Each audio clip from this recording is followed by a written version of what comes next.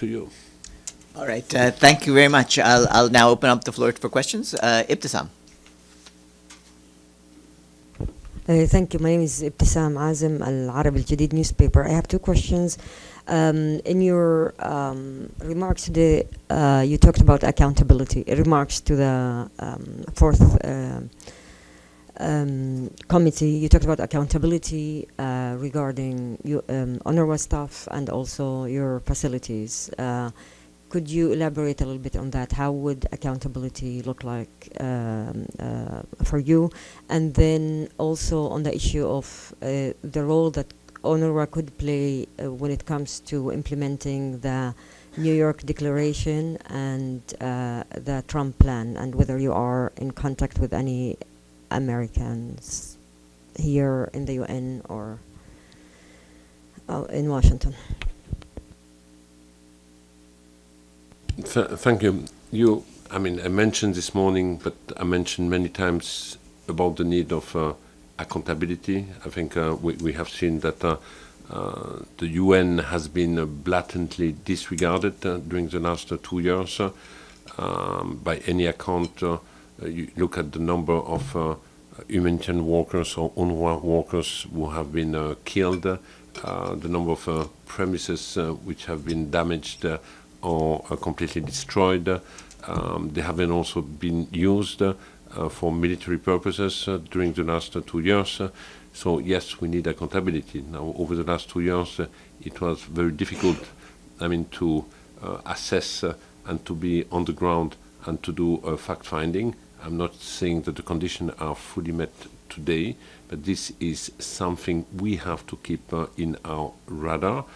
We need accountability when it comes to the UN, on the which form. There are various instruments. The starting point could be at least a type of a board of inquiry. That's what happened already in the past. But this is more a kind of administrative type of inquiry. And more broadly, I think, if we want to promote any lasting peace, I don't believe that we will succeed if we are not going through a delivery of justice and healing. And we need at one point to find ways to recognize the scope of the atrocities which have been committed. So my answer this morning was that indeed we need to define the best shape of accountability. One is related to UNRWA and to the United Nations, for which I don't know yet what the answer would be, but most likely we might wish to start with a board of inquiry. Now, when it comes to the New York Declaration or the 20-point plan of President Trump, I believe that an agency like ours can deliver in the primary expectation that the community and the population will have. Today, of course, everything is a priority, but we, as a service-oriented, focused agency, we can deliver our share when it comes to the broader public health and the education. And if you cannot ensure a minimum of public health, and public health is not just consultation in primary health center, but it's also waste management, some municipal services, access to clean water, preventing communicable disease, and so on. That's a focus where we, as civil servant-like expertise or workers that we have, can deliver our share. And the second one is definitely education. Later on, and this was also a question being asked this morning, is what role can the agency play in building up future capacity of a Palestinian institution? And I do believe that in our area of focus, the agency indeed has to work hand in hand with our PA counterpart to make sure that we are building up, in fact, this capacity in the future. And that would be our contribution, in fact, to any efforts of stabilization. That's we are in touch with CMCC, the operational coordination body, which has now been in place. Farnoosh? Thank you. Farnoosh Amiri with the Associated Press. My question is also related to Ibtisam's. The Secretary of State of the U.S. has said that UNRWA will play no role in the future of delivering aid in Gaza as part of President Donald Trump's plan. Given what you just said, it doesn't seem like that is what UNRWA is doing right now. You said you're mostly focused on education and public health. Has any of your work been impacted or impeded by the last few weeks when the ceasefire took place and that the CMCC is now operating around the borders? Since the ceasefire is in place, we have expanded our services, scaled up our services. Now, it is true that the agency continue to be constrained when it comes to bring in supply, when it comes to bringing in food. But I keep reminding colleagues, an humanitarian response is not just food distribution. If you want to address even the hunger and the despair in Gaza, it's not just through food distribution. It's a comprehensive response, and as an agency, we can focus on services. Services being, again, primary health care, being waste management, psychosocial support, access to clean water, some municipal services where we might repair pumps and canalization on the ground. So these are the kind of activities the agency is primarily focusing on. We do some food distribution with partner, mainly in the shelter that we are managing because, as I said, we have 75,000 people in our premises so far. So that's really the focus the agency is having now. Obviously, we are also looking at on how can we bring our supply into Gaza. You heard me last time when I was highlighting that we have the equivalent of about 6,000 trucks in Egypt and in Jordan.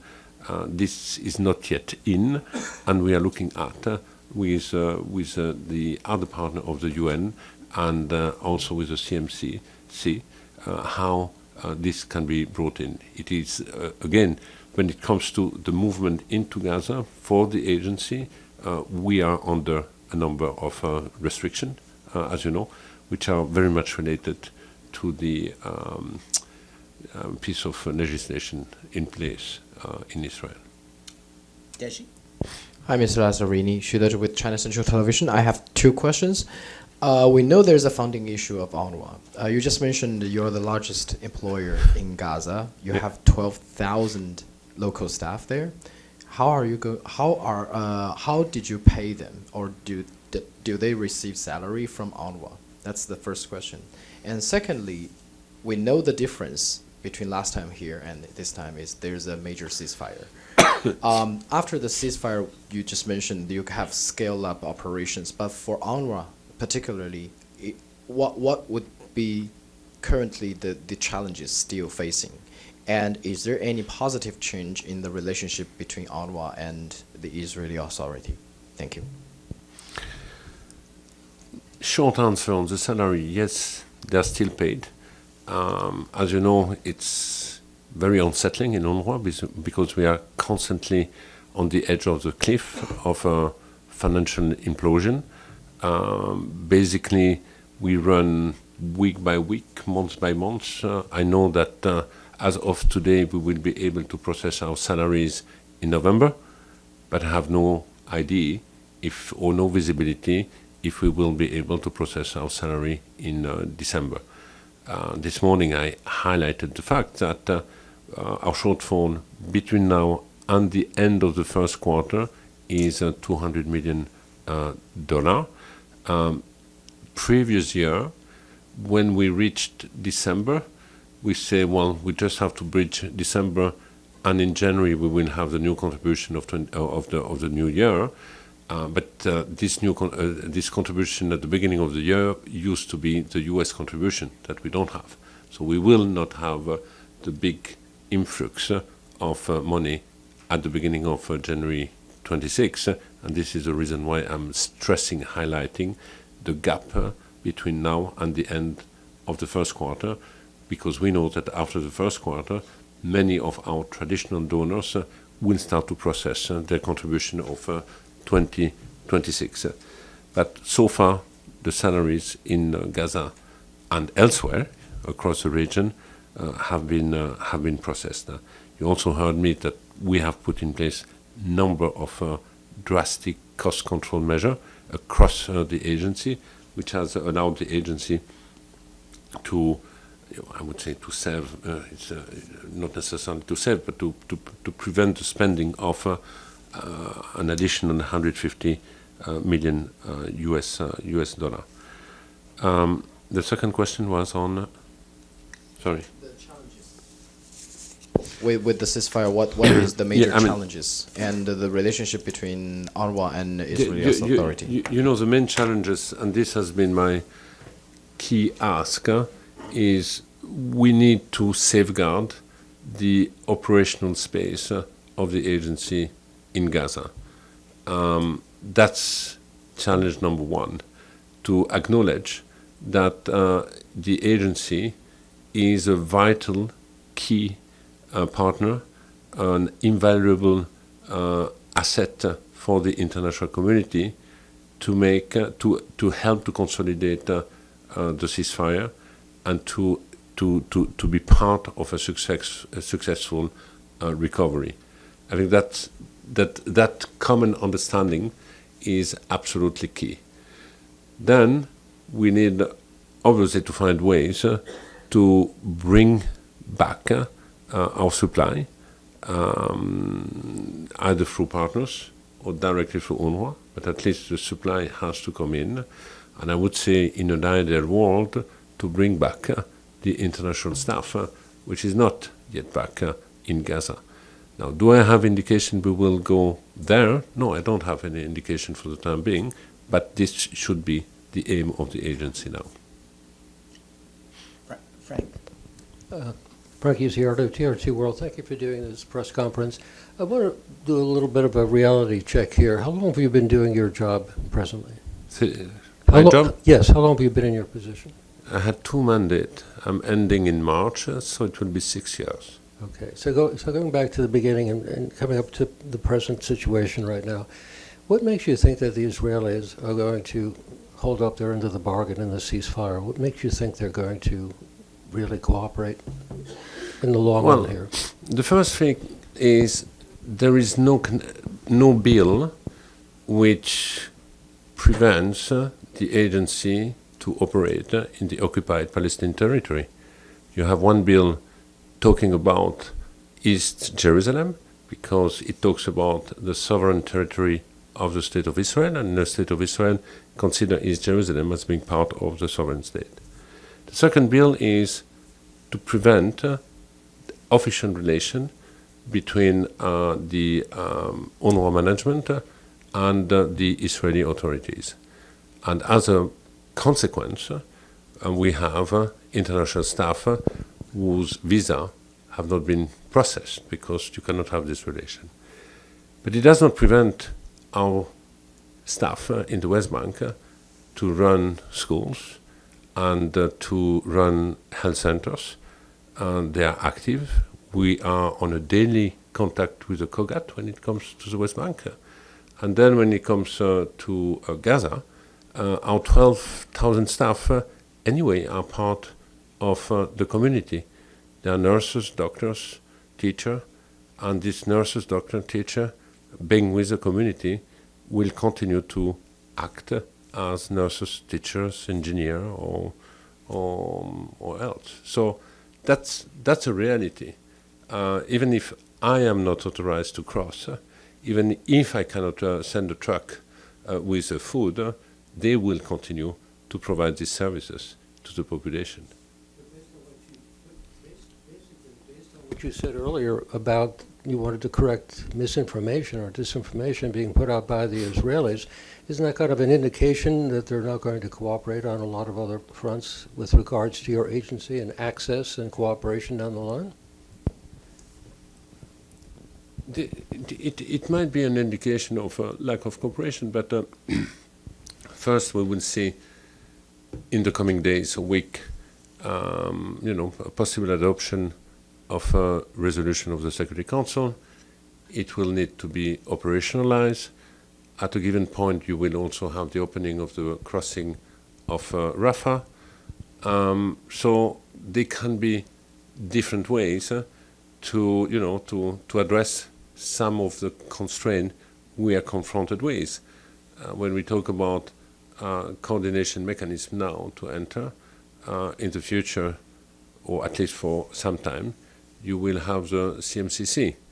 So we have to look at all these pieces being put in place, but ultimately the message here is we need to keep this space to make sure that those who have the expertise, the manpower, and the community trust be able to provide the services that anyone wants to see to be delivered to the population. And my point before was to say there is a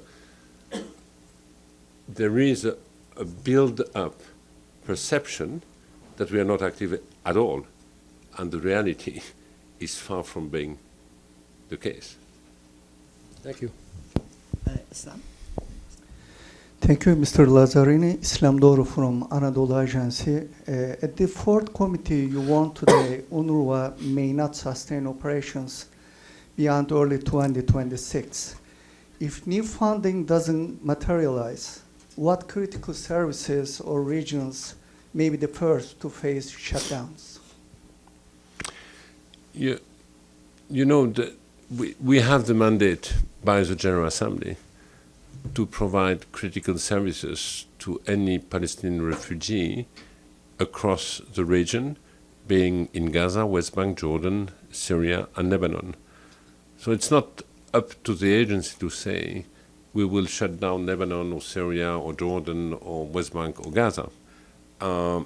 If we are in a situation where we have no resource anymore, we might have to go back to the GA and ask, what do you want us to prioritize ultimately? As an agency, we have done everything possible to put in place efficiency measure, cost control, which has become austerity, which is even now impacting sometimes the quality of the services. I don't think we can go much further. Now, I still believe that what the agency is asking for and the shortfall we are confronted with is addressable. If I listen all the statement of the member states, so now we are also on the eve of a mandate renewal. My call is don't just rubber stamp the renewal of the mandate, but make sure that it is accompanied by genuine support, commitment, and resource to make sure that the agency be in a position to fulfill the mandate. So we have been in this unsettling situation now for some time. Against all the odds, we have succeeded to navigate, but I think it's time now to become a predictable partner for the foreseeable future, and especially now in this journey, which I hope will lead to a consolidated ceasefire, to recovery, to stabilization, and to the next phase. Bissam?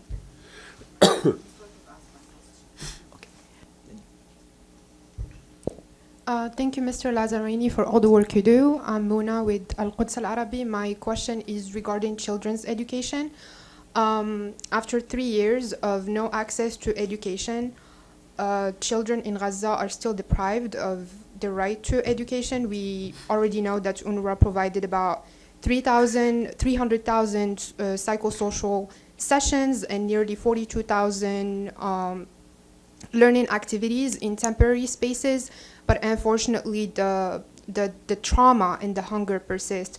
So my question is, how is UNRWA planning to integrate psychological recovery and nutrition support in its education response to ensure that children in Gaza are not only returning to classrooms, but they are ready and able to truly learn?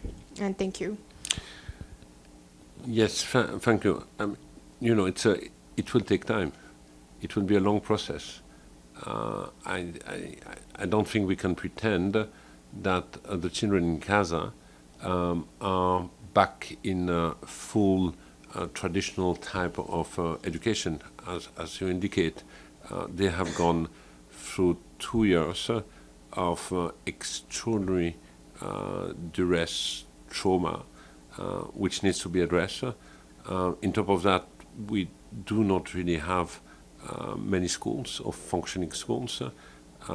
So we are just bringing them in type of a temporary environment, learning environment.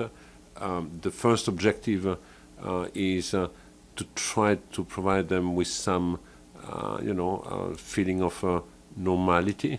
The teaching, of course, is still modest. We try to keep, literacy and ability to do arithmetic. But going back to the full curriculum will take some more time. As you said, we have the issue also of the trauma, how to address it, and it's not just the children. The entire population is traumatized. The teachers are traumatized, and we have also to look at how we can support the teacher to better support the children. But we will have a gradual approach. I think what's important is to show that we prioritize education. I said many times, education is the only thing which has never been taken away from the Palestinian. A lot has been taken away from the Palestinian, but not education. The education has remained the pride of the Palestinian, and we have to make sure that we restore this as a matter of priority. Islam again. Thank you again. You also mentioned at the committee that ICJ ruling on Israel obligation to lift restrictions on UNRWA's work. Given Israel's continued measure against the agency, what mechanism or pressure can actually ensure that compliance? Well, you know that this is advisory opinion. It's non-binding since it's an opinion, but it will become a legal reference. I hope that it will be a legal reference for a number of member states who would expect after that compliance. I don't expect that